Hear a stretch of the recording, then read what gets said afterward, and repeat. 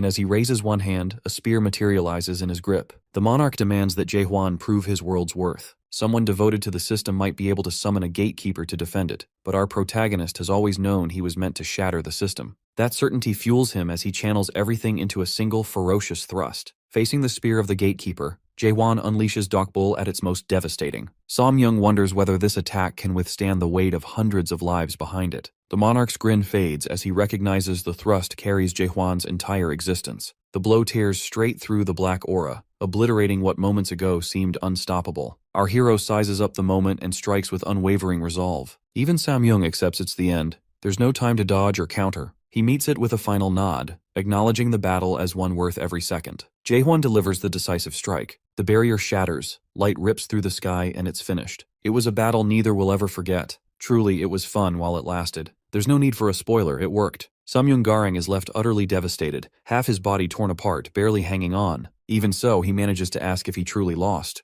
It's then he sees it, the moon eye, the force that observes and shapes everything. Clear as day, Samyung glimpses the illusion tree's peak, the place where the first nightmare awaits. He wonders if that's where Jae-hwan intends to lead everyone. But our boy's intention isn't to guide people there, it's to bring the whole thing down. The monarch understands. If this is the world Jae-hwan intends to create, it won't be some popular utopia. He wants to erase despair, but what he demands in return is extreme, a brutal truth few could endure. No one is built to withstand that level of madness. What he offers is a life so hard that people might wish for it to end. Ignorance really is bliss. Enough talk. Monarchs don't die like ordinary beings. Their final breaths aren't really the end, thanks to the brain link. It's time to sever that tie. Our protagonist asks if Samyung has any last words. The battered man speaks of the abyss, asking Jae-hwan to tell Kanark what happened and to watch out for Mylod. If that guy finds out about Jae-hwan's unique world, he won't let it go. That's all well and good, but our hero has a lingering question. He knows Samyung could have killed him before any of the World Genesis madness even started. So why didn't he finish the job when Jae-hwan was defenseless? The answer is unexpectedly noble. Samyung wanted to support another lunatic determined to climb the illusion tree. Even though Mulek's dream collapsed, Samyung believed the world needed normalcy and fundamental human values. He remembers Mulak and his ideals, convinced the world could change if the first nightmare fell. Ultimately, he never let go of Mulak's vision, despite having little faith in it. Everything he did was a way to repay that debt. With that, he accepts the end of the link, free of regret. Exactly 917 years and 244 days after Mulak's Abyss expedition went up in smoke,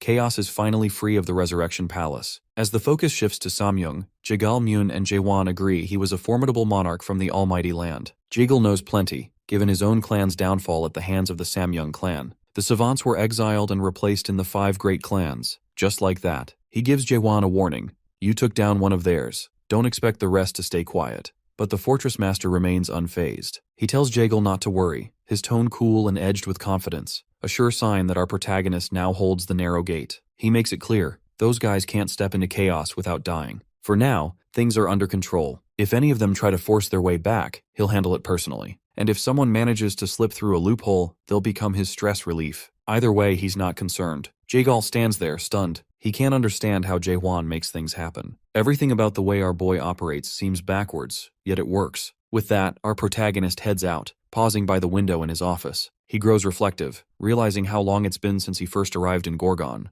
The journey has been intense. He's gone from outsider to fortress master, forging deep bonds along the way. A quick montage flashes through his mind. Mino, James, Jurgen Sheaver, Claire, Mitchell, and others. Then, in a sitcom-worthy moment, Chong-hyo and Kaiman enter for drinks. As soon as they sit, the bickering begins. Both are awakeners and equals now.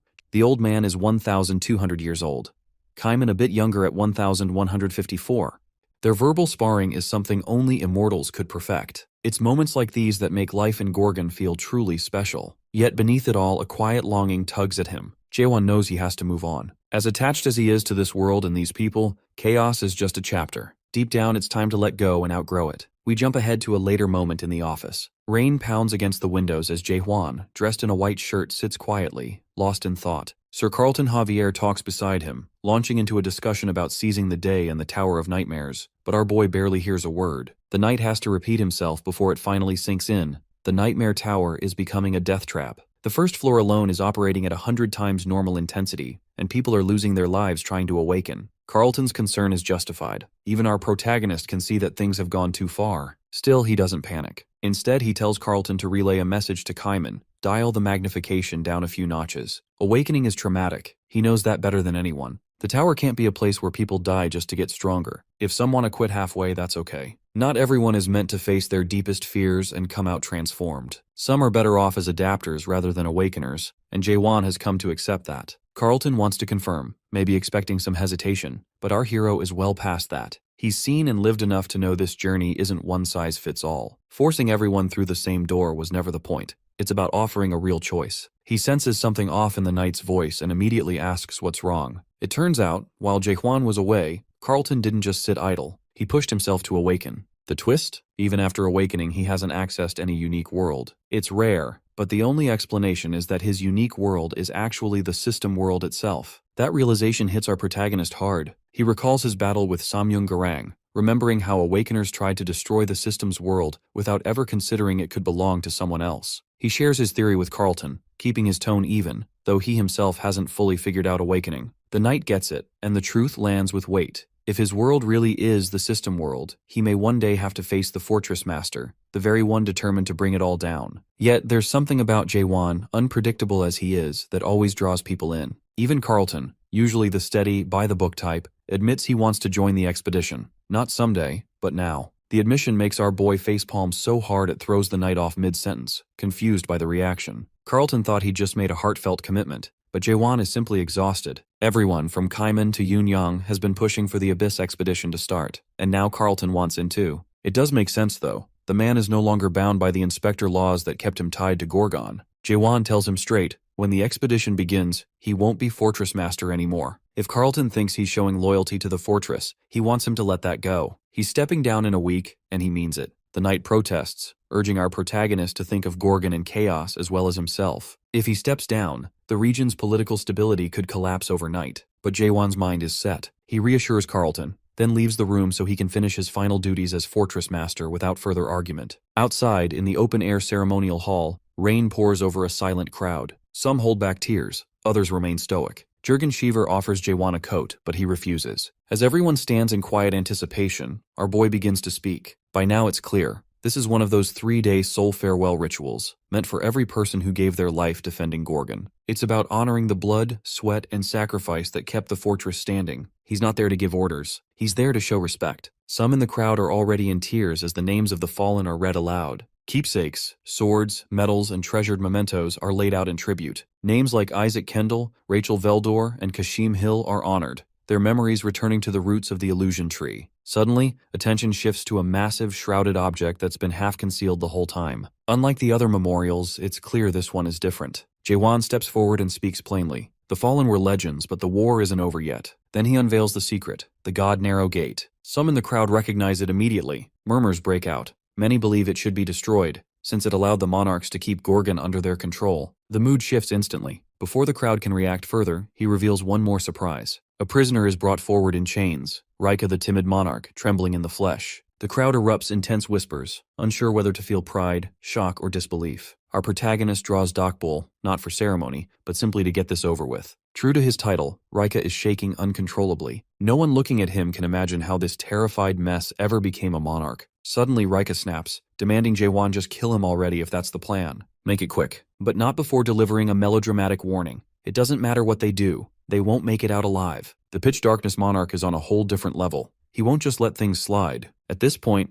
our boy is just tired of monarchs running their mouths when they're cornered. He moves as if to finish Rika off, and in a way, he does, just not entirely. Instead of taking his head, he hacks off Rika's hands, clean and brutal. In his own way, Jae-won unshackles the monarch and announces he's not killing Rika today. He wants the high and mighty in the almighty land to know exactly where to find him now that he has the narrow gate. If they're looking for him, especially that pitch darkness monarch, Jae-won will be waiting at the top of the illusion tree. The scene shifts. Siren is losing it, shouting about how he's stepping down tomorrow yet still managed to drag all of chaos into another mess. She can't believe he provoked the pitch darkness monarch and released Rika on top of that. If he'd really wanted to destroy the narrow gate, he could have done it quietly, without making a spectacle in front of the monarch most likely to take it personally. But our protagonist stands unfazed, acting like it's all under control. If things escalate, the monarchs will just send a subordinate. He knows the supreme monarch won't come personally, not while the almighty land is embroiled in other wars. Maybe a lieutenant monarch will appear. He figures that's enough. Siren isn't convinced. She thinks he's lost it. One lieutenant general? After this stunt, they'll send at least 2 or 3. And if, by some miracle, heavy hitters from the 5 great clans show up, then what? What in the Godzilla-sized hell is Jae-won going to do? As always, he's exactly where he wants to be. He fires back at Siren, pointing out how she suddenly cares about chaos politics when she's supposed to be the detached mayor who doesn't give a damn. Unable to argue, she pivots to her real reason for being there, the promise. Whatever he saw in the 8th gate of hell, she was promised that memory, and now she's here to collect. No drama, no war talk, just the deal. Seconds later, Siren stands frozen, her expression suggesting Jae-won just told her something unbelievable. The audience doesn't hear his words, but she's clearly skeptical and asks for proof. He gives her a look, then calmly recites a memory from the 8th gate, describing a cold winter. Instantly, Siren is captivated, her eyes wide as she listens. He describes the harsh winter in the 6th region, near the base of the illusion tree, and mentions a strange egg Mullock found there, sitting alone as if waiting for something. According to Mullock's memory, it was the first egg he ever picked up,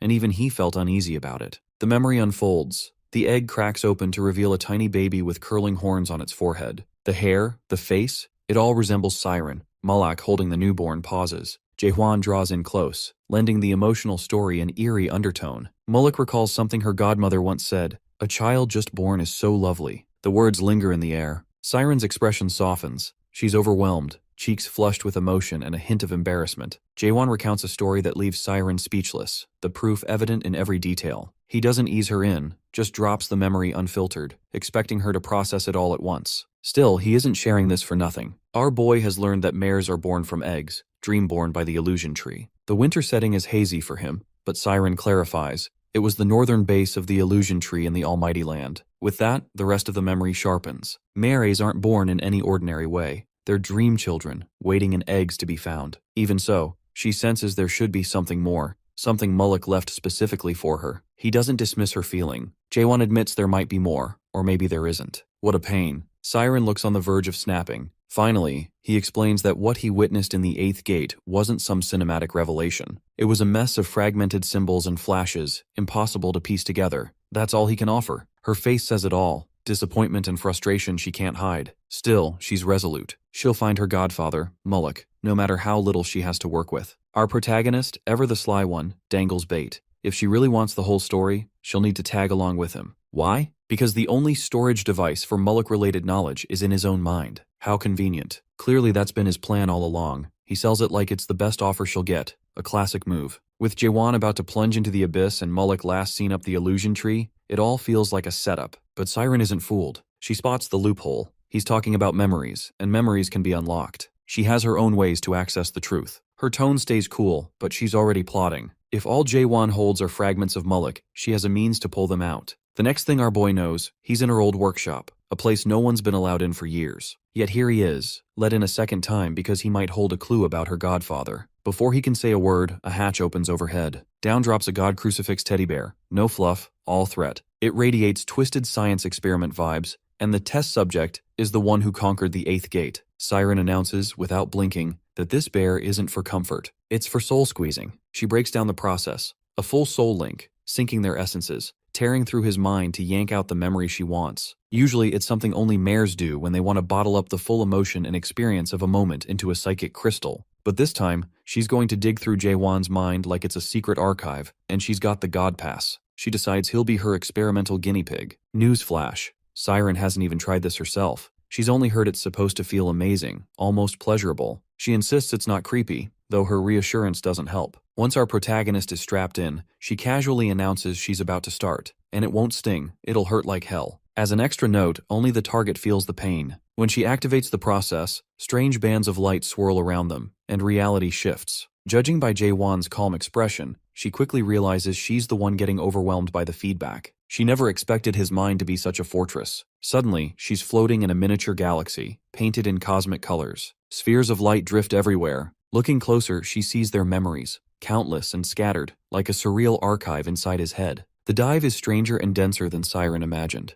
Those mares weren't exaggerating. Jae-won's mind holds a staggering volume of memories, not just detailed, but overwhelming. Now she floats above what feels like an endless plateau of memories, searching for one thing, the 8th gate of hell. The sight unnerves her. She imagined an awakener's mind would be human, maybe with a hint of magic, but not this infinite, layered consciousness. She thought it would be less cosmic, less vast, She has to focus before she gets lost inside. If she loses grip, she'll be stuck circling his subconscious forever. Staying focused is tough, but she has no choice. She just needs the memory of her godfather. Nothing else. Get in, grab it, and get out. Floating through endless memory threads isn't working, so Siren stops holding back and zips through them, confidently and unflinching. She sees him, Mullock, her godfather. She sees herself as a baby, then a toddler. She's found it, but it's short. Just Mullock calling her name and taking her inside. She can't take it. It hits harder than she expected. Tears spring to her eyes as she calls out, begging him not to disappear. For 900 years, she's been searching for him,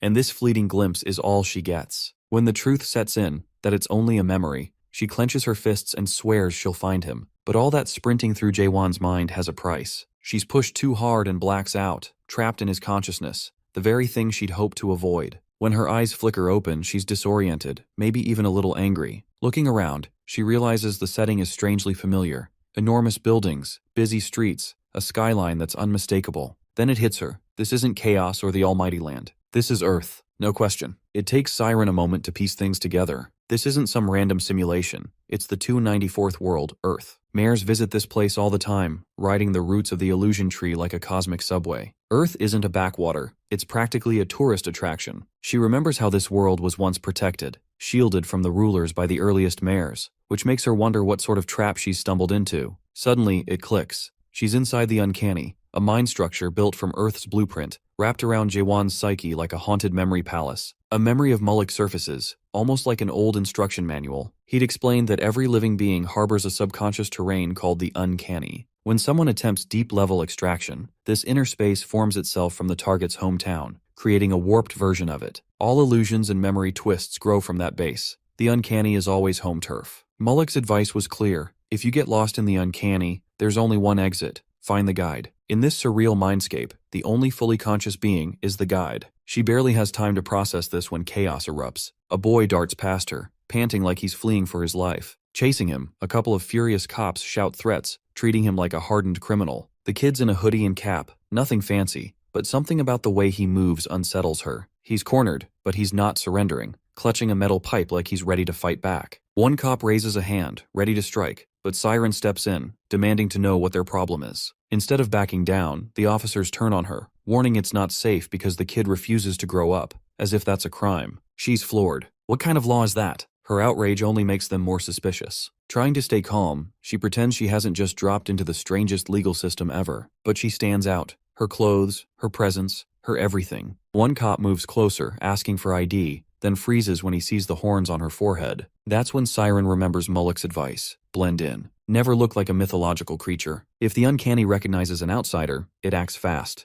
Too late, she's already been made. Cursing her luck, she realizes things are about to go downhill fast. But instead of panicking, she decides to go down swinging. Flames flare around her until they sputter out. Magic's blocked here. Bad timing. The cops drop all pretense, their forms morphing into system-backed monsters. A flat robotic voice declares, "Extermination." She doesn't get to run. They grab her face. Suddenly, the boy swings his pipe, cracking one of the monsters on the head, and she bolts. In the chaos, it hits her. This isn't just a random brat. He didn't freeze or wait for help. He acted. He must be the consciousness guiding the uncanny. Now that she gets a better look, his sharp features are familiar. The fierce eyes, stubborn jaw. It's all Fortress Master. That's when she realizes, the boy is the ego, the inner Jaewon. Let's call him Mini Jaewon. They dart through alleys, Mini Jaewon leading like he owns the place. Siren scrambles to keep up, squeezing through gaps and feeling ridiculous. He throws her a comment about dropping into a memory canal by accident. He's got zero filter and plenty of sass for someone half her size,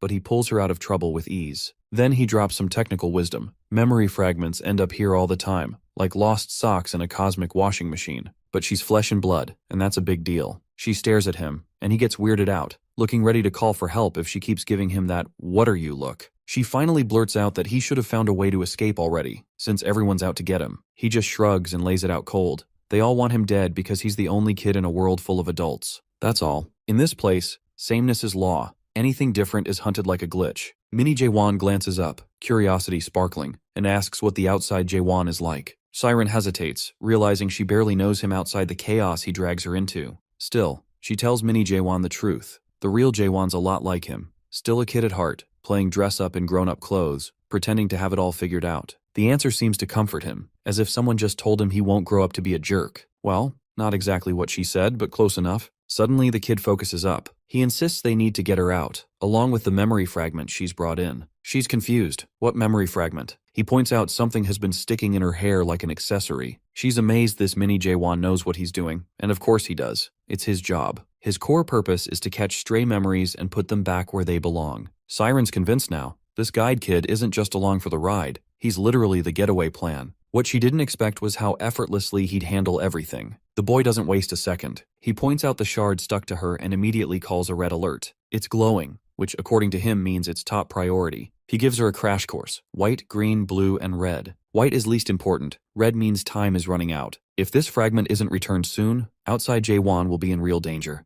The memory's tied to the monarchs of the 12 regions, and that's not something you want slipping out of place. She tells Mini Jaewon to send her back with the fragment, but he can't just snap his fingers. The passageway has its own schedule, opening only when it chooses. Her imagined quick escape isn't happening. She'll have to wait it out. Even the guide doesn't know exactly when the exit will appear. He offers her a place to crash under the overpass. For him, it's no big deal. This is his home. It makes her wonder, how does he track the passageway if he's always here? He doesn't guess. He calculates. He watches for when the Wi-Fi scrambles, a sign the passageway is about to open. Pulling out a battered device, he tracks the signal like it's second nature. Siren wonders if there's a way to hurry things up or bypass the system, but he's firm. They'll just have to wait. Tomorrow they'll gather supplies and try again. As they settle in for the night, she finds herself thinking about deeper things than just memory shards. She wonders if this ego version of Jaewon is really okay, how he survives in the uncanny. It's as if a mare dumped him here and vanished. Maybe this place is the fallout from a nightmare tower. And though she's a mare herself, she thinks about the towers they build and the people forced to live with the wreckage. Like this kid,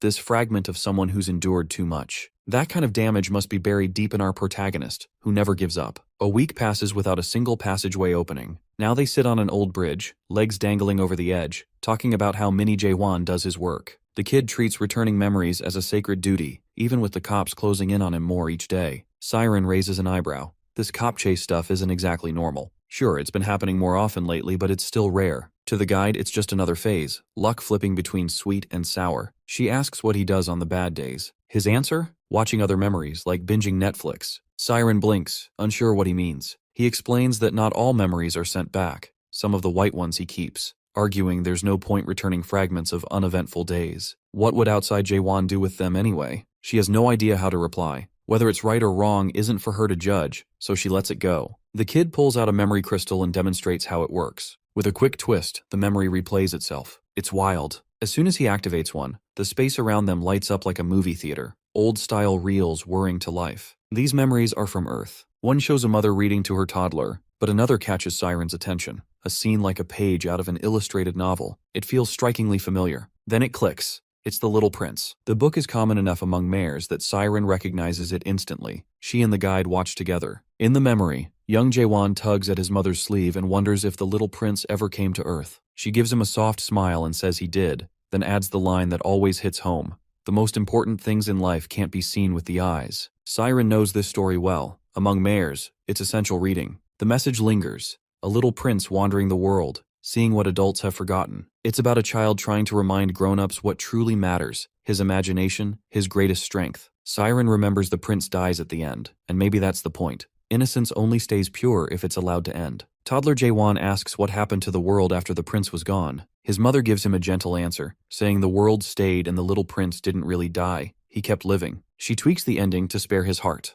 That version stuck. The belief that the prince never gave up became the core of our hero's resilience. His story may not have a neat resolution, but its roots in a harsh world give it meaning. Neither Siren nor the kid understands why a memory like that was marked white. Those were supposed to be the ones that didn't matter, not ones loaded with this much emotion. But maybe that's just how the system works. To survive, you have to let go of certain parts of yourself. Sacrifice is built in. While they're lost in thought, the boy's tablet pings sharply. He tells Siren to snap out of it. They've got work to do. She looks up, confused, until the sky cracks open. A portal blooms above the building, blazing with light. No more delays. It's time to move. Of course, there's no way this escape is going to be clean, not with those cop freaks showing up for their usual chaos. Siren wonders if they're being chased just because the passageway opened, since a swarm of creatures is already on their tail, hunting them like it's instinct. Mini Jaewon explains the system's in meltdown mode because something foreign, the passageway, just broke into its code. Barely a minute later, they crash through the building beneath the portal, racing for the elevator like their lives depend on it. because they do. Every second counts. The passageway won't stay open long, and they need to move. As our boy tries to explain all this, one of the monstrous cops manages to grab him by the throat, choking the life out of him. Siren's about to jump in, but Jaewon's switch flips before she can move. He grabs a pipe and goes full beast mode, smashing the creature with a cold, focused fury that stuns her. Not just for the strength, but for how dead calm he is. No panic, no fear. Maybe he's numb from everything he's seen, or maybe this is just how the ego Jaewon survives. They make it to the elevator and punch the button for the 20th floor, but before the doors can close, more monsters flood in. One's the kid just laid out crawling back, relentless. Young Jaewon shouts that these things aren't even real. They're just symbols, rules cobbled together by the so-called adults running this twisted world. That's him giving a philosophical middle finger to the system. With the elevator not giving them the shortcut they need, it's onto the stairs. No other choice. He tells Siren to make for the passageway the second she sees it. He'll hold the monsters off. She hates that plan, wanting to drag him with her, but he refuses. This is his world, and he's got her covered. She just needs to move fast. She hates leaving him behind in a place that feels like a waking nightmare, but he makes it clear. He doesn't have a way out. They slam the gate shut on the rooftop, trying to hold off the monsters. The kid's done with soft words. He tells her to quit trying to play hero and run straight for the glowing crack in the sky, her only escape.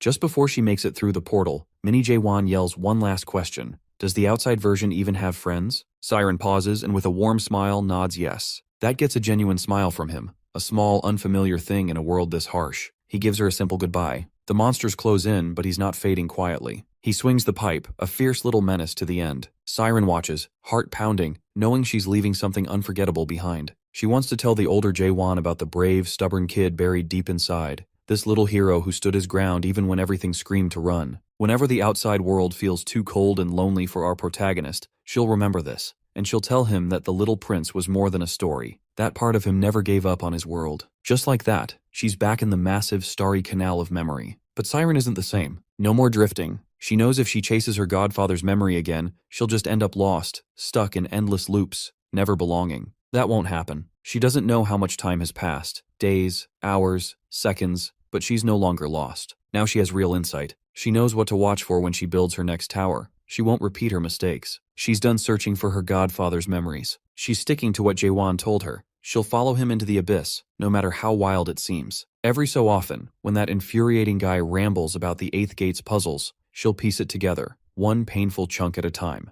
It won't be quick or easy, but she'll do it. No shortcuts. Then she remembers the mysterious memory that got tangled in her hair. She'd forgotten about it entirely. Now seems like the time to see what it is. The moment she looks, her breath catches. It's her godfather again. Another memory, but this one is different. The air is thick with terror, and Mulek isn't alone. He's face to face with someone. Her heart sinks. It's catastrophe. The God Soul King, the first awakened disaster. She's heard the stories, sealed away in the strange factory by the masters born from chaos, but she never imagined she'd see him. Now she does, and dread fills her. This isn't just terrifying, it's nightmare fuel. She can't understand why this memory is marked red. Sure, you're supposed to meet Catastrophe in the Abyss, but no one ever talked about confronting him. Even the monarchs wouldn't dare. The realization hits her hard. If she's right, the expedition is heading straight into disaster. She has to warn the others, fast. Abruptly, the story cuts to an empty stretch of cosmic void, nothing to mark the passage of space or time. Chung-hyo's voice breaks the silence. 900 years have passed, and they've finally arrived. Siren, unconscious, is being carried by someone, the scene grim and heavy. Jaewon's voice rings out.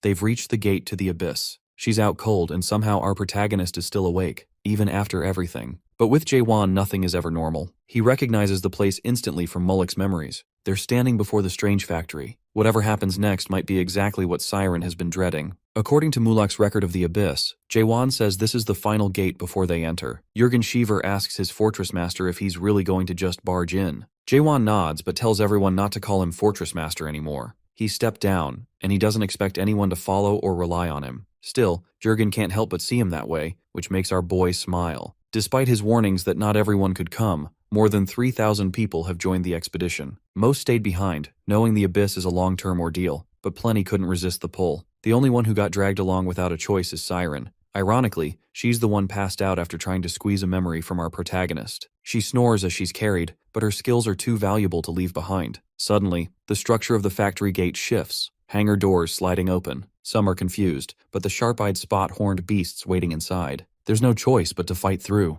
A massive saber-toothed wolf with red eyes lunges forward, followed by another. Kaiman calls for everyone to prepare. The battle is about to begin. Meanwhile, the scene shifts to another place with an antique vibe. The ancient palace of pitch darkness in the 9th region. A shivering, hunched man bows before a figure who exudes mastery. Rika, the timid monarch, recounts how his hands were chopped off in chaos. Despite his shaken soul, he managed to return to his body. Quite the cover-up. He's too afraid to tell this monarch about the conditions our protagonist caused, and he has no idea how he'll be punished for coming back alone. The royalty, absorbed in painting, seems more concerned with the fate of Samyung Garang than Rika's excuses. It's hardly a shock that someone so reckless met such an end, but he still wants to know about Garang's final moments. Nearby stand the ice monarch Vargas and the white-haired monarch Masaha a few steps lower. Rika explains that Garang seemed to enjoy himself, but when all is said and done, the mood turns grim. Kanale and Magito, the 17th and 21st Major Generals, are dead, as well as the 1st Major General, Garang himself, the royalty's own kin,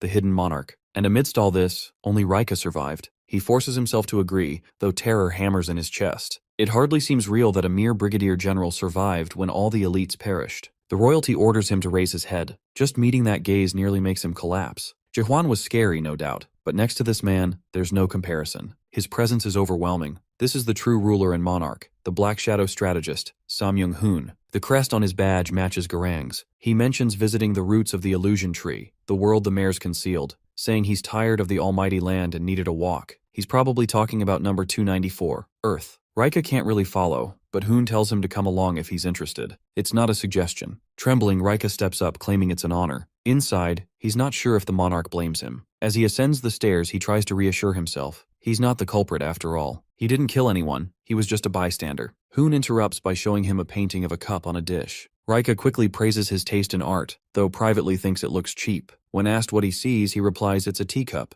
obviously. Hoon smiles and reads the inscription. This is not a teacup. Rika can't make sense of it. The strategist explains that the artist drew something that looks exactly like a teacup, then insisted it wasn't, calling the contradiction beautiful. He asks if Rika still thinks it's a teacup. Rika hesitates, then nods. Hoon suddenly grips his cheeks and insists it's only an image pretending to be a teacup. His eyes gleam with intensity as he stares into Rika's soul, declaring it strange anyone calls it a teacup at all. Rika, voice trembling, repeats after him. Hoon releases his grip, remarking that it's not just this painting that's strange. There are countless teacups in the world, all different, all labeled the same. Then he poses the real question. What truly is a teacup? Does it even exist? He's gone full philosopher. Hoon boils it down for Rika. The heart of the matter is what the essence of existence really means. He's amazed that even an adapter from the system could come up with such a profound idea, and it came from a mere earthling. Still carrying that intensity, Hoon asks if Rika gets it. The man has no choice but to nod. The monarch praises him and moves on, posing another analogy based on the painting.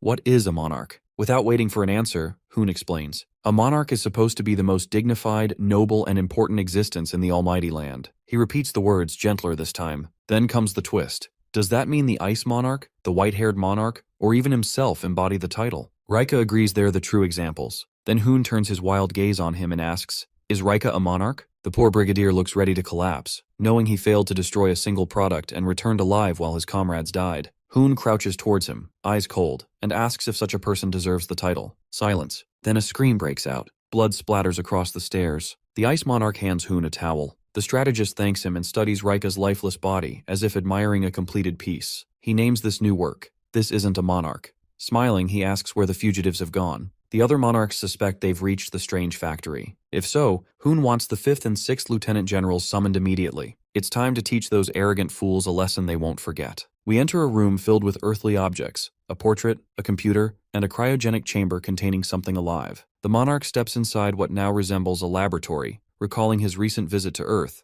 world number 294, a place he has grown strangely fond of. But that wasn't the real reason for his trip. In the center of the room hangs a man, bound tightly from every angle and suspended midair. The monarch remembers Rika's message from Jaehwan, questioning whether monarchs truly have the courage to die. That's the only way to get their royal hands on him, and Samyung-hoon intends to find out. He addresses the unconscious prisoner, whose face is disturbingly familiar, wondering aloud if Jaehwan is ready to test his own courage to stop the monarchs. A knock interrupts him. Annoyed, Samyung-hoon reminds the visitor he didn't want to be disturbed. It's the ice monarch, who brings an urgent question. Now that the narrow gate has closed, how are they supposed to deal with the chaos insurgents? A sinister smile spreads across Hoon's face. He proposes they follow Jaehwan's idea to the letter. If the enemy wants to see whether they have the courage to die, then the monarchs will show them. The ice monarch realizes, horrified, that Hoon intends to carry out that threat himself, and wants the Ice Monarch to go first. Back at the Abyss Gate, battle has erupted. Kaiman and Kang Huang discuss how the Strange Factory's true products are horned beasts, creatures they haven't faced in ages. Around them, many adapters struggle under the onslaught, while others fight back. That is, until our protagonist charges in and clears a path with ease. Nearby, Kaiman and Xianghao watch, impressed. Xianghao glances at Kaiman and catches the uncertainty in his eyes. He suspects Kaiman fears he won't be chosen to enter the abyss, but he knows Jaehwan would never leave him behind. Meanwhile, our hero moves forward with Dokbul, slicing through the beasts. Even so, the weapon starts showing signs of wear. It can't heal as fast as the damage piles up, no matter how many horns he feeds it. Jaehwan recalls all the brutal battles Dokbul has endured. He could try forging a replacement, but spirited weapons can't simply be swapped out, and this one isn't evolving either. Mitchell once explained that spirited weapons evolve in grand leaps, their strength multiplying exponentially. A deafening roar interrupts his thoughts. Even Jurgen Schiever and the rear fighters are thrown off for a moment. From the shadows emerges a massive beast, its jaws lined with fangs, an octahorned monster, a rarity even among veterans. They know that a heptahorned beast demands at least a 7th stage adapter to kill, but an octahorn requires someone of Brigadier General strength or higher. The creature fixes its single eye on our boy, determined to avenge the fallen. As it draws breath for a colossal shockwave attack, Kaiman yells for him to take cover, but Xianghao just shakes his head. Kaiman still doesn't get that Jaehwan operates on a whole other level. With a flash in his eyes, our protagonist raises Dokbul and meets the shockwave head-on. The impact hurls lesser beasts aside, and even the other fighters feel the aftershocks. Then they realize he's become even stronger. This Genesis-powered Jaehwan is not the same man they knew before his battle with Samyung Garang. The octahorn lunges again, but our boy covers the distance in a blink, thanking the beast for its horns as he attacks. Suddenly, a cry to stop rings out from the hangar, grabbing everyone's attention, including his. Among the group, only Chung-hyo recognizes that whoever's in charge has finally shown themselves. Metallic-limbed creatures announce that Garnak got cocky because it had beaten a product before. One of these newcomers has a halo and small horns. They comment that it's been a long time since anyone but monarchs gave Garnak such trouble. To everyone's shock, these are the rulers of all horned beasts, the Decahorns. This is the Strange Factory's true welcoming committee, only now making their entrance. And it's not just one Decahorn, but 3. Seeing them brings a genuine smile to Jaehwan's face. 3 will provide a much better fight than just one. Among the 3 factory leaders, Edsak comments that he's heard someone was trying to enter the abyss, probably this group. Joniak, the one with the halo, offers some praise, while Is, the sarcastic third, seems genuinely surprised they're still human. Our boy quickly uses his question ability to size them up. They aren't as formidable as Samyung Garang or the Scent Monarch, but they're clearly stronger than Magito and Kanael, the Storm and Silence Monarchs. Although the Awakener usually craves a fight, he knows better than to challenge all 3 at once. Chung-hyo interrupts the ex-Fortress Master's thoughts, muttering that he doesn't like the mechanical trio either. Despite the tension though, these leaders aren't enemies. Recognizing Chung-hyo, Is can't believe he's returned, remembering what happened the last time, during the previous Abyss expedition. Edsak nudges his companion for being too harsh, but Joniak and the others want to invite Jaehwan inside. Apparently the great factory head is waiting. Inside, the vast hall feels like another world. Chung-hyo notes the horned beasts being repaired, including the octahorn our protagonist just defeated. He and Sir Carlton were only able to enter because Jaehwan insisted on keeping his group together. One of the smaller factory masters explains that Garnak products are created only once every 10 years, so the Awakener should think twice before destroying them again so recklessly. Many were lost fighting the dead demon warriors, he adds, which catches Jaehwan's interest.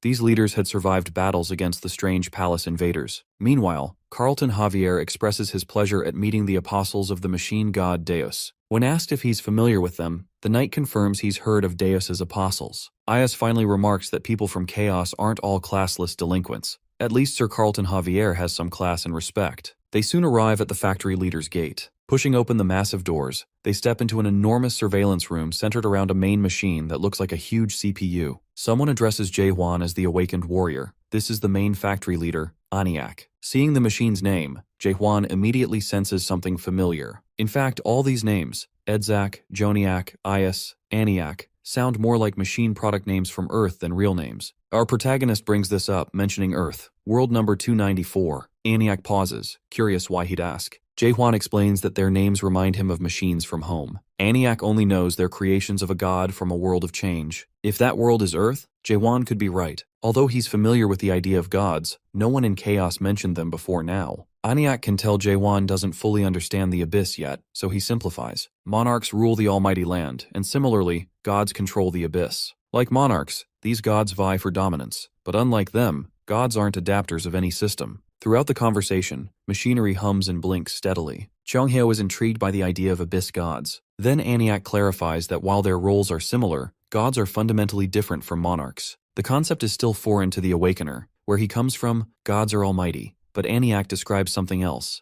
The gods of the abyss are not all-knowing, not even close. Sure, some approach that level, but most don't. Admitting his understanding is limited as a created being, Aniak nonetheless offers insight. Jaehwan himself would qualify as a god, or at least goddish. Our protagonist hadn't expected that, but Aniak's logic makes sense. As an awakener who's unlocked Genesis, the power of creation, he embodies his own unique world, putting him on par with the gods of the abyss, maybe even surpassing them. Unlike Jaehwan, these gods can't act alone. They need representatives. Their power comes from channeling their worlds into followers. The more followers, the stronger they become. The leaders explain that mortals rarely reach Jaehwan's level. The definition of God is fluid, since gods are created by greater beings through karma. Only by gathering enough karma to shape a form and win approval from Big Brother can they earn the title of God. Jaehwan realizes there must be a being so powerful that even gods need permission to exist. But he's puzzled. Why isn't this info in the Abyss archives from Lance? He asks who Big Brother really is. According to Carlton Javier, it's an organization that guides and oversees the system. Chonghyo confirms he's heard the same, but Aniak interrupts,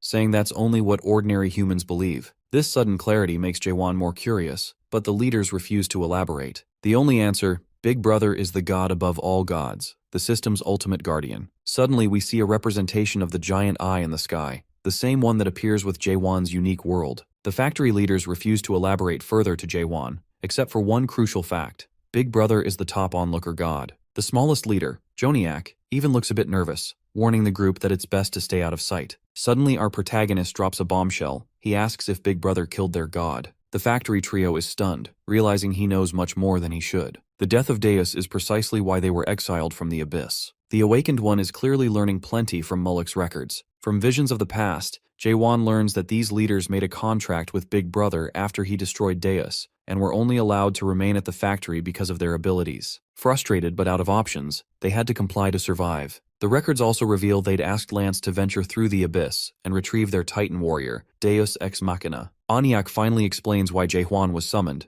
They want him to promise not to enter the Abyss. Chonghyo, however, knows that's impossible. The leaders aren't going to make decisions for their group. Ias bristles, urging the humans to check their arrogance, though Aniak holds her back. The reality is, these leaders aren't the true decision-makers. The only being who can decide if the Chaosians enter the Abyss doesn't want them there either. Jaehwan realizes Aniak is talking about the Soul King, Catastrophe. The Soul King is furious with him for killing the mega undead pet, Magritte, one of the king's loyal and strangely treasured servants. In truth, this is just a warning for our boy. He's momentarily confused by the scenario. To sum it up, the Soul King is throwing a tantrum over his pet getting killed, even though it attacked first. And since he holds the key to the Abyss, he's refusing to let the group through. Jaehwan's blunt take may be rude, but it's accurate. Aniak agrees, but our protagonist still insists the gate be opened. Aniak thinks Jaehwan doesn't fully understand the situation, but he's not easily put off. He says he'll persuade Catastrophe personally. Aniak stands firm. But before things escalate, our hero drops a single name, Deus Ex Machina. The leaders are floored. They have no idea how he knows that name, but he promises he can deliver their missing Titan warrior. Naturally, they're desperate to know where he's getting this information, but Jaehwan won't reveal his source. If they want to see Deus Ex Machina again, all they need to do is let him meet Catastrophe. A moment later, he realizes he's hit the soft spot. Aniak leads him through a warped passage. Even though everything was supposedly decided already, Jaehwan has managed to get this far. Convincing the Soul King may be impossible, but he has to try. Aniak can only wish him luck as they step inside. Then the leader brings up something called the Stigma of Deus, a tool Jaehwan apparently isn't using. Our protagonist has no idea what that is. Aniak points to the tattoo on his forearm, the Gorgon tattoo he's now infamous for. It was a gift from the apostles to humanity, originally given along with a seven-horned beast as a guardian. Aniak can't figure out what happened after the old fortress master passed it to Jaehwan. If he activates the stigma, the horn beasts won't attack, and other apostles in the Abyss will see him as an ally. After a few minutes, they arrive, but from here on, Jaehwan must go alone. Aniak reminds him he has only an hour. If he takes longer, the door shuts for good. That suits him. He never planned on wasting time anyway. As he walks across a bridge lit by rows of pole lamps, Jaehwan admits to himself he's not as confident as he acts, but with Lance's Abyss records, he has a plan. There's no turning back now. This is the only way to reach his final goal, destroying this world. He looks up at the massive door ahead and realizes he's standing before the Soul King's palace. The architecture is unmistakably horned beast made, the scale staggering, a true monument to power and effort. Before he can process it all, the eyes on the door glow and it swings open. A voice taunts him. The awakened human has arrived to die. This time, Jaewon takes the threat seriously. This isn't a copy, it's the real Soul King. He knows he cannot afford to underestimate this opponent. Even the king's voice feels like it's tearing at his very being. Before Catastrophe can unleash his fury over Magritte's death, Jaewon jumps straight to a proposal. The Soul King scoffs. This pitiful human can't even cross the threshold properly, yet dares to negotiate? The arrogance disgusts him, but our boy fires back. He points out that Catastrophe, once the first awakened and king of chaos, has been reduced to little more than a glorified gatekeeper. From ruler of all to doorman, if that's the best the Soul King can manage, it's pathetic. It's hard to say whether Jaewon is being reckless or crafty, but he offers Catastrophe a chance for revenge, even as he has to rely on Draco's support just to stand under the pressure. His words cut through, and for a moment, the king falls silent,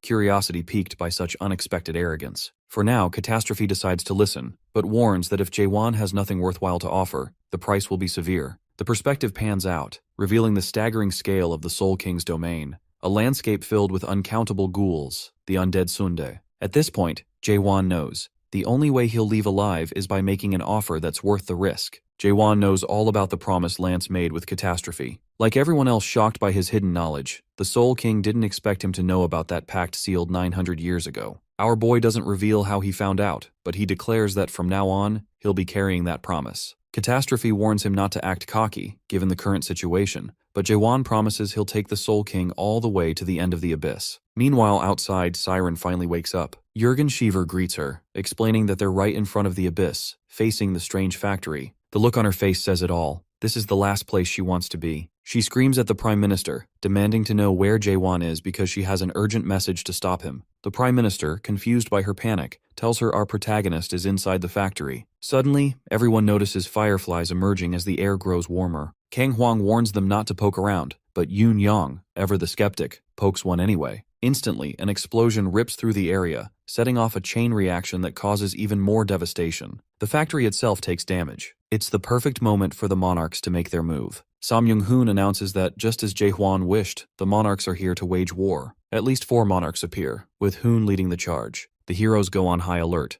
The orders are ruthless. Kill everyone without hesitation, except for second stage adapters or higher. Amidst the chaos and ambush, someone mutters that it doesn't matter what Hoon plans for the others. He has to get rid of Jaewon as soon as he spots him. This is Nakmyeong Cheondo, the Poison Monarch and second lieutenant of the Emerald Bug family. His grudge is personal. Our protagonist killed the caravan of his clan. Meanwhile, tension simmers among the monarchs. Some in the Samyung family realize Hoon isn't just avenging his little brother, Samyung Garang. He has another agenda entirely. Among them are the Samyung family's 4th general monarch, Samyung Yuha, and the 7th region's first major general, the white artist monarch, Nishimoto. Yuha tells Nishimoto to keep an eye on the 9th region's people, curious about their movements. She finds it ironic that a single product managed to outmaneuver 100 monarchs, giving her a rough estimate of Jaewon's strength. Yuha knows she would have died after 3,000 years if Hoon hadn't claimed the fruits and chaos would be enough for everyone. If not, there's an obvious impasse for Hoon. If the fruits are divided among the families, it'll create a dangerous conflict between his duties as the 9th region's strategist and as the firstborn of the Samyung family. He's clearly amused by these alliances and rivalries. What's even funnier is how many believe him. If he kept that promise, he'd have to feed nearly 50 monarchs, 20 from the Emerald, 10 from the 7th region, and 20 more from his own house. But it's not surprising they've fallen for the lie, especially since Hoon showed up on the battlefield himself. To him, lies aren't lies if the promises are kept. The top of the illusion tree isn't the only place to find those fruits. There are other ways. The 7 highest gods who govern the abyss have plenty of fruit, and, based on old dealings with the monarchs, know how to strike a bargain. They had nearly everything, until they grew greedy for the one thing they couldn't seize directly,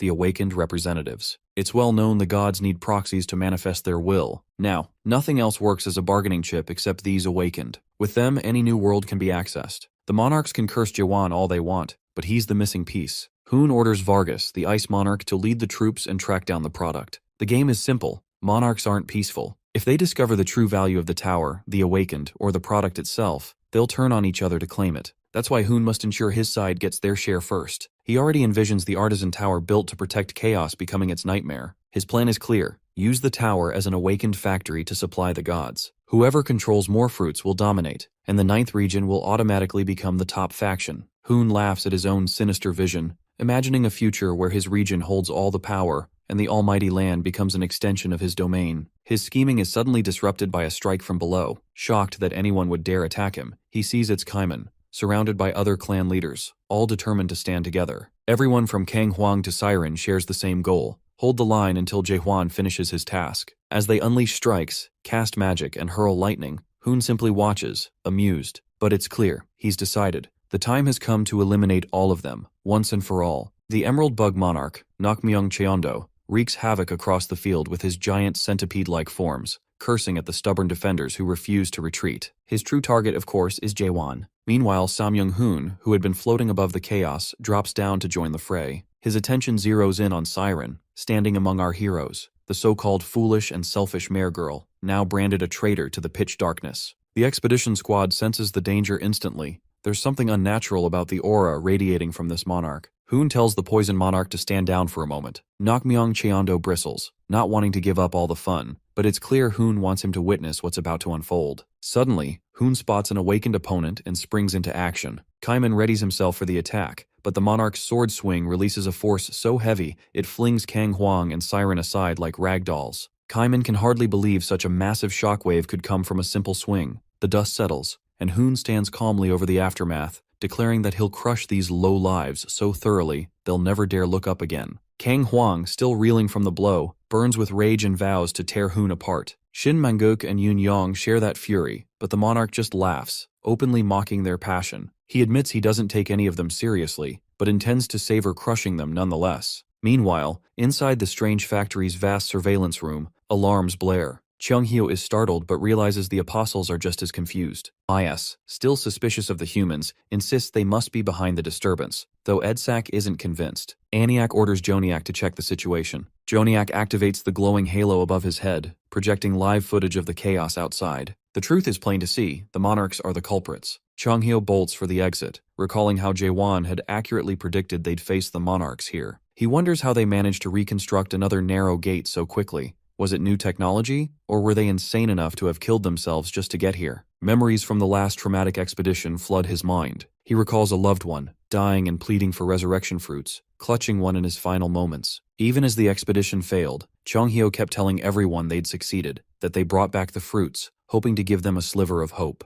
The lie became so ingrained, he even debated it with Jaehuan over drinks, insisting on their success until it almost felt real. Now facing old enemies once again, Cheonghyo's resolve wavers. As he and Carlton Javier step into the chaos, everything feels painfully familiar. Cheonghyo trembles, but Sir Carlton urges him to hold it together. Instead, he charges forward, blade flashing, shouting that he won't let history repeat itself. He lands a clean strike on one of the monarchs, yelling for his friends Shin Manguk and Kaiman as he surges through the battlefield. Then, he sees it. Kaiman, the strongest among them, at the mercy of Samyoung-hoon. All around, Frank, Prime Minister Jurgen Shiver, and others are in dire straits. Cheonghyo barely knows where to begin. The worst is seeing Kaiman, half-burned and barely standing, facing Hoon's blade. The monarch recognizes Cheonghyo as the divine physician, and seems almost pleased to find another awakened, a fresh test subject. Hoon declares he's finished with Kaiman, whose willpower was impressive but ultimately futile. He wants to make an example of him, to end him on the spot, while Cheonghyo screams in protest. As the monarch's blade surges with overwhelming power, Kaiman stands frozen, silently apologizing to Jaehuan, his fortress master, for not being able to hold the line. Just as Kaiman is about to be cut down, a hand reaches from the chaos and yanks him back. At the same moment, Samyoung-hoon is struck from both sides by Sir Carlton Javier and Cheonghyo. It's Siren who saves Kaiman, though she knows Cheonghyo and Sir Carlton can't land their attacks without serious risk to themselves. The monarch handles both effortlessly, knocking them back with a single swing. He looks amused, almost delighted, to see there are still a few awakeners left willing to challenge him. Cheonghyo finally realizes that poor Kaiman was running on nothing but muscle memory. He was just barely holding on. Samyoung-hoon's overwhelming spirit power is so intense, just his words are enough to make the air feel heavier. Their tense standoff is interrupted when three familiar figures appear. The factory leaders, apostles of Deus. They demand to know what Hoon thinks he's doing, interfering in their business. He greets them with his usual unsettling calm, saying he's just here for a product and will leave once he has it. The apostles ask if he means Jaehuan, the one who opened Genesis. It's clear they hate that the monarchs see living, conscious humans as nothing but products on a shelf. Samyoung-hoon, cutting through the formalities, insists they open the gate so he can take Jaehwan. The leaders hesitate. Losing patience, Hoon curses them out and gives them a final warning.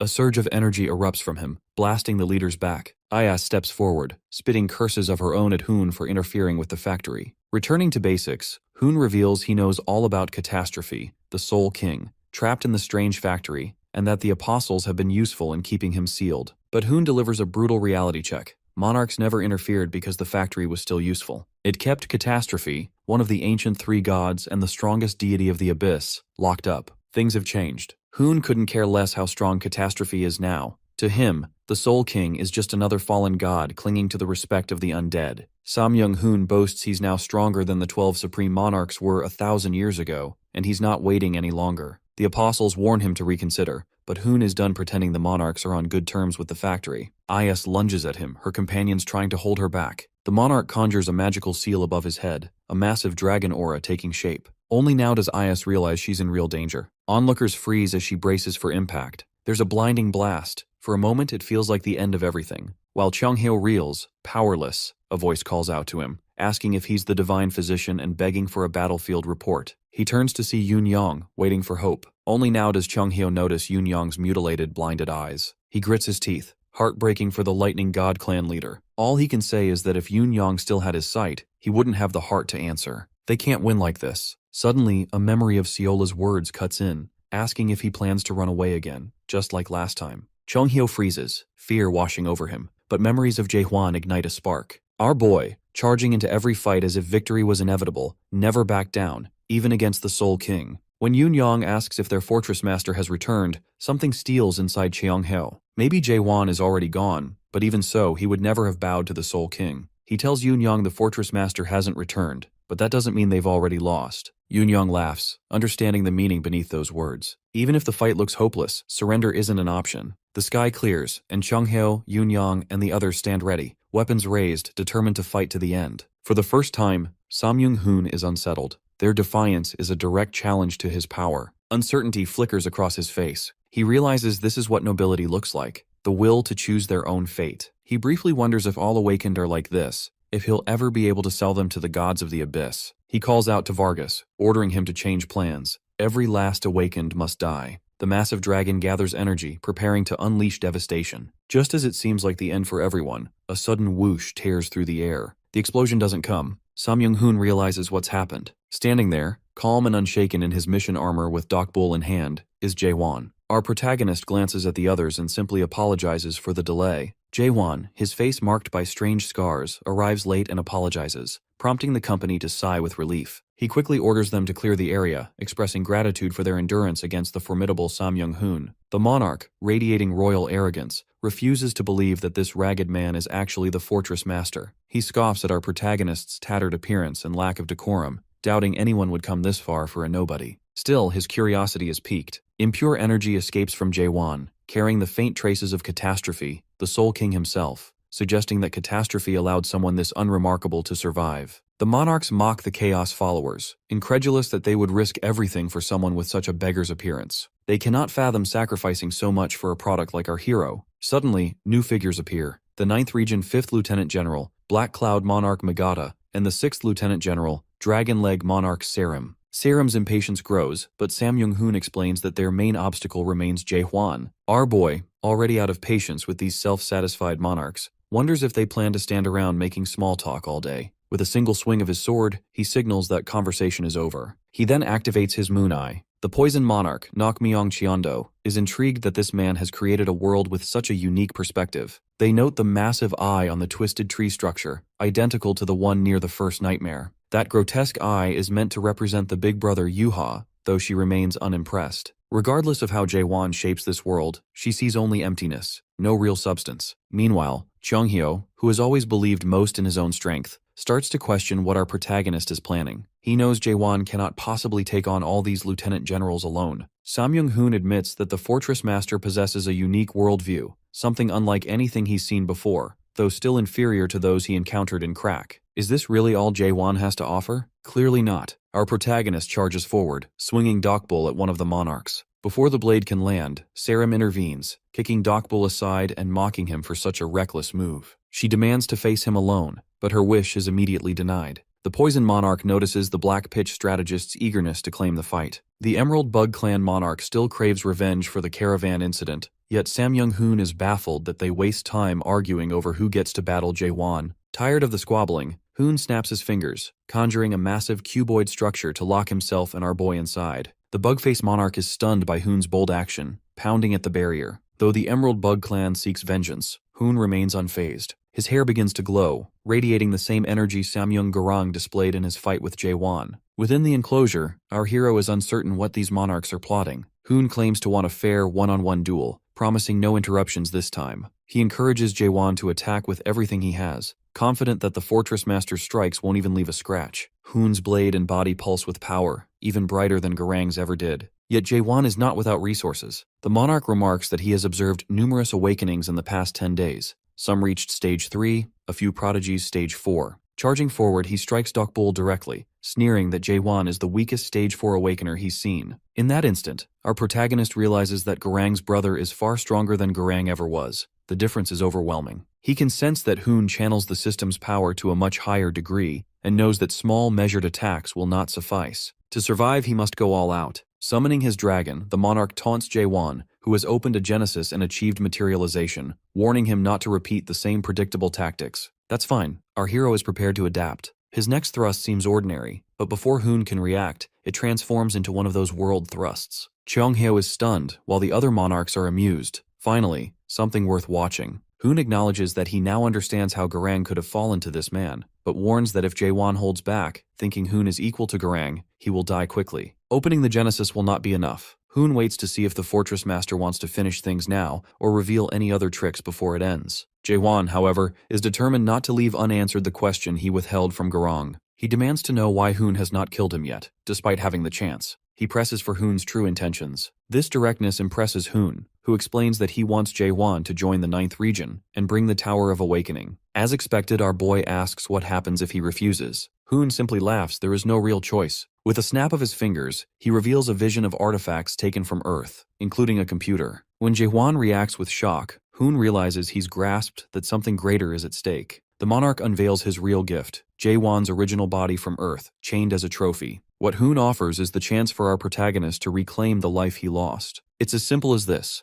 Wandering around in chaos ends here. Jae-won now has the chance to restart his life. Samyung-hoon even sweetens the deal, offering the position of 8th Lieutenant General. Yet the true temptation lies in the promise of returning to Earth, not just at any moment, but with all the years lost in chaos restored. A full rewind. Despite this, our boy doesn't waver. He refuses to go back, least of all on Hoon's terms. The monarch's smile remains. He expected this answer. It fits Jae-won's entire identity, always resisting any return to his core. So why make the offer at all if rejection was certain? Because, in truth, it was never about turning back or erasing everything our protagonist has endured. That kind of return wouldn't undo the hell he's weathered or the relentless pursuit that defines him, and Hoon knows it. In his eyes, it shouldn't be undone. The wounds and pain are what shape Jae-won. Even this line of thought leads Hoon to wonder if that's why our hero won't go back. He clings to the present because it's familiar, however broken it may be, but Hoon wants him to see the truth. This mess of a present isn't worth holding on to. He urges Jae-won to really look around and ask himself whether this hell is something to cling to. When Hoon tells him that the present stolen from him, the life ripped away, was the one he truly deserved, it strikes a nerve. Memories of his mother swirl to the surface, her voice echoing as she calls for one more story. Even Jae-won feels the pull. His veins bulge as he fights the temptation. The people he loved all remain in that world. If he were to accept the role of the 9th Region's final Lieutenant General, he could return to them whenever he wished. Logically, the choice seems obvious. For a brief moment, it looks as though our protagonist might actually consider it. But then he tightens his grip on Dokbul and delivers his answer to the Radiant Monarch. He's not going back. The place he's aiming for is at the very top. This time, Hoon is the one caught off guard. He pleads with Jae-won to reconsider, questioning if he's truly willing to throw away the only real life he has left for this shattered reality. The monarch's smile fades, his aura flaring violently and crashing into Jae-won, forcing our boy to shield his face. In that instant, he converses with his inner voice. Nothing Hoon said was untrue. He does miss that lost time. His past flashes before his eyes. If he's still human, how could he not long for it? But the separation between past, present, and future has blurred since coming to this world. Jaehwan steps forward, breaking through the monarch's overwhelming spiritual energy. Once the shockwave subsides, he wants to know what good any of this would do if he returned to Earth only to watch it fall to these cultivators and demons. He isn't wrong, and Hoon doesn't try to deny it. Cultivation is the law here. It's not anyone's fault, just the way of the world. Kaiman has no memory of life before becoming a product, and that can't be blamed on him. No one faults Siren for growing up in a tower, taught only what she knows. Trapped by the same process, can the cultivators truly be condemned for surviving as they must? Angels and demons are simply playing their roles. But Jaehwan already understands this. The only thing deserving blame is the rotten idea that the process itself is justified or humane.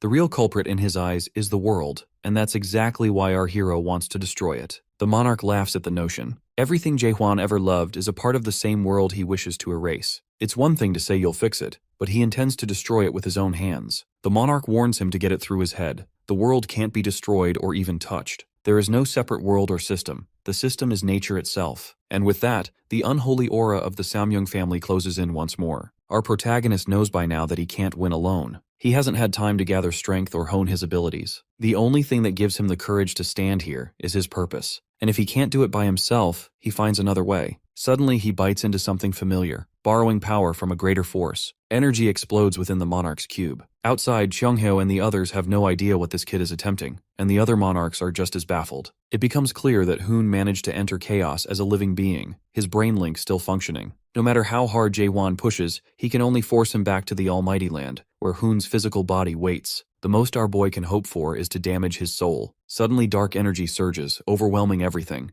The cube begins to collapse. Hoon, bewildered, can't comprehend what's happening, especially as most of his face is torn apart, his soul seemingly corrupted. He's stunned that Jaehwan managed to pull this off. The monarch finally recognizes the kind of energy at play as his cube is devoured by catastrophe. Soon something dead and horned becomes visible behind him. Giant, fanged, undead monsters emerge from the darkness, their crazed eyes swirling in the gloom. A laugh, too inhuman to be real, echoes through the valley. Onlookers scream in horror as they witness a new version of Jaehwan, his heart exposed and beating in the corrupted air. In a voice both foul and distorted, he greets the monarch. This marks the descent of the true Soul King, Catastrophe. Suddenly, a chat box appears, discussing the recent earthquake, likely originating from chaos. The participants speculate whether the descent of one of the three ancient gods, Catastrophe, means he has been released. The scene shifts to a figure standing amidst a bloodbath of bodies, wearing an organization medallion, and observing chaos with keen interest, especially because Seola is there. Back at the entrance, Samyung-hoon trembles. Massive undead beasts surround Jaehwan's possessed form as he sits high above, like a monarch on a throne. Thunder rumbles in Hoon's chest as he recalls the Akashic records. Catastrophe was sealed over 1,000 years ago by the supreme monarchs of all 12 regions. If he once thought bringing so many monarchs for this ambush was overkill, he now realizes even 100 wouldn't have been enough. The situation is dire enough that even the supreme pitch darkness monarch's presence might not guarantee victory. If Samyung-hoon were to gamble, he'd bet on escape as the only option. He manages to call out to Catastrophe, clarifying they have no intention of fighting and only want the product he's taken over. The sinister Jaehwan, now under Catastrophe's control, smiles coldly and makes it clear this won't happen. When Hoon dares to mention the promise Catastrophe once made to Big Brother, to never interfere in chaos,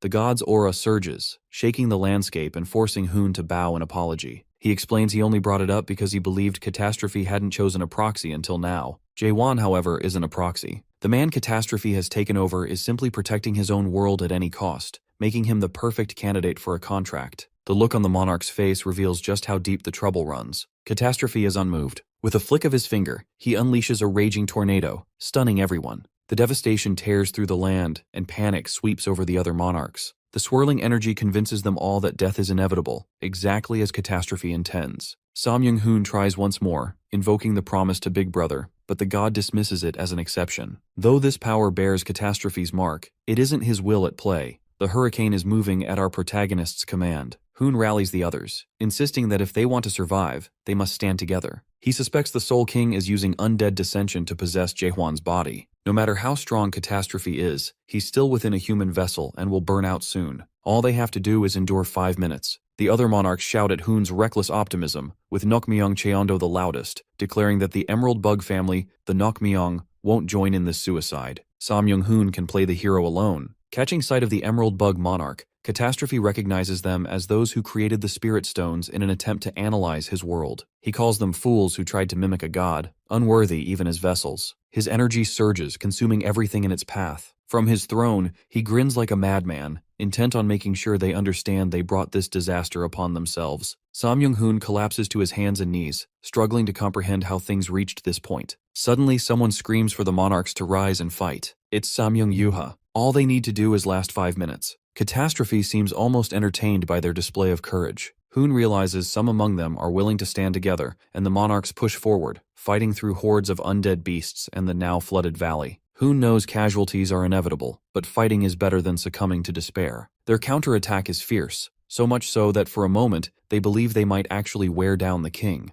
Their hope lasts only until Catastrophe, amused by their defiance, raises a single finger. The true catastrophe begins. Sam Young-yuha's head explodes in a spray of blood. Others follow, their bodies torn apart in a gruesome spectacle. All except Sam Young-hoon are reduced to scattered remains. The carnage is so overwhelming that Hoon's mind fractures. Still on his hands and knees, he can't comprehend what he's witnessing. A wild, broken laughter bubbles out as he realizes there was never a chance. He surrenders to despair, accepting Catastrophe's victory. But the horror doesn't end. The floating bodies and swirling destruction persist. Finding the spectacle tiresome, Catastrophe pokes a hole straight through Hoon's chest. At that moment, it all begins to bore him. He seems almost weary, as if wasting any more power on such weak beings is beneath him. Gradually, the valley's climate returns to normal. Sam Young-hoon lies motionless, indistinguishable from his brother in death. Meanwhile, Jae-won stands atop the throne, regaining control of his senses. He can scarcely believe the Soul King Catastrophe's strength. Even knowing all that power came from his own soul, it still feels unreal. The clone he once fought pales in comparison to this true version, the first awakened Soul King who truly dominates the world. Our protagonist understands this is the power he has always longed for, but now sees the risk involved in becoming someone like Catastrophe. He would have to stake his life for it. The realization that even the Soul King was once sealed away by Big Brother weighs heavily on him, meaning he must surpass Catastrophe as well. The king's voice interrupts his thoughts, mocking his body for barely lasting 5 minutes. Instead of arguing, our boy asks how many more times he can summon Catastrophe. He learns that using undead dissension without becoming a proxy, he has 3 chances in total, 1 already spent, leaving 2. Since he'll need Catastrophe's help against Big Brother, only 1 free summoning remains. The risks are real. Each use pushes his soul to its limit. That's the harsh reality. Undeadification is merciless. If the Fortress Master wants to move forward on his own, he must do it without any safety net. The Soul King withdraws control, reminding him not to forget the promise made in exchange for this power. The connection snaps, and the pain buried beneath possession tears through our hero. As the undeadification process unfolds, his memories begin to fade. Losing memories is losing himself. If it continues, he'll become nothing more than a hollow shell, another undead. The memories from Earth slip away, and he feels himself drowning in soul corruption, a preview of true undeadification. Then something shifts. He sees Cheonghyo in one of those memories and watches Kaiman wonder aloud why Cheonghyo keeps following the Fortress Master. Cheonghyo's response is simple. The kid is reckless, childish, rude, and thoughtless, never considering others, especially not him. He has a knack for attracting trouble. But honestly, Cheonghyo just doesn't want Jae-hwan to end up alone. In a flash, the real Jae-hwan, unconscious, finds himself being shaken awake by Cheonghyo, who insists on calling him kid.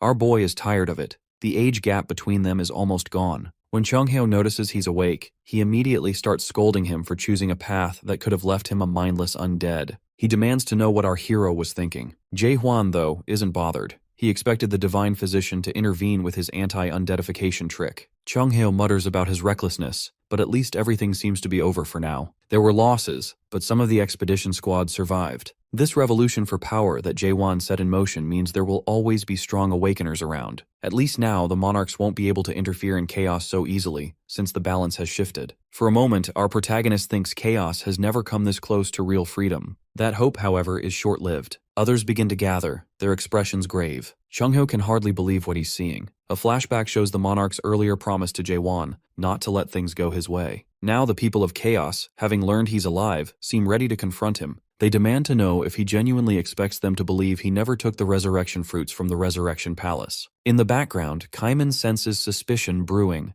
They think the Fortress Master survived because he ate the fruit in secret. The situation threatens to spiral. All of them saw the footage of his living body chained up in the strategist's cube. Now they want the truth. Kaiman and Jurgen Sheaver try to calm the crowd, but their efforts fall flat. Tension mounts as demands for the truth about the fruits grow louder. Jurgen notices that no one is backing down. The so-called miracles Jaewon performed only captivated the people because they believed survival was at stake. They never cared about his vision for change. Survival was always their only goal. The fact that he's alive while others aren't, coupled with secrecy around the resurrection fruits, has shattered any sense of transparency between leadership and those serving in the Second Abyss expedition. The people want Jaewon to face them and give real answers. Yet this backlash isn't entirely organic. His own achievements have turned against him, fueled by Sam Young-hoon's confusion skill. Even in his weakened state, the monarch remains obsessed with the fortress master. In truth, he's only igniting feelings that have long existed. The confusion works because there are already logical reasons for the people's doubts: jealousy, suspicion, and the insecurity beneath their loyalty. They've always needed Jaewon, but never fully trusted him. Watching the crowd converge on their leader, Sam Young-hoon, barely conscious, laughs bitterly. If his own plans failed, the vengeful strategist of pitch darkness will make sure Jaewon's do too. Suddenly, Kaiman steps forward, ready to confess that he destroyed the fruit. He's about to speak, but Jaewon stops him, rises, and takes responsibility himself. He declares to everyone that he destroyed the resurrection fruit. Silence falls. Shock ripples through the crowd. Siren and the few who know the truth can't understand why he'd say that,